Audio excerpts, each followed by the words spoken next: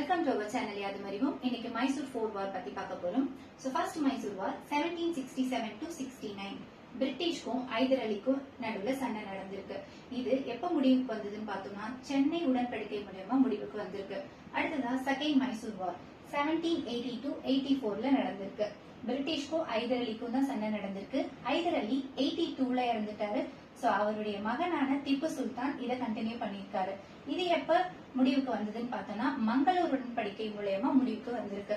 அடுத்ததா third Mysore war 1790 to 92ல நடந்திருக்கு. யாருக்கும் பிட்வீன் பார்த்தோம்னா பிரிட்டிஷ்க்கும் திப்பு சுல்தானுக்கும் பிட்வீன்ல சண்டை நடந்திருக்கு. இது எப்ப முடிவுக்கு கொண்டு வந்திருக்காங்கன்னா ஸ்ரீரங்கப்பட்டினம் உடன்படிக்கை மூலமா இதை முடிவுக்கு கொண்டு வந்திருக்கு.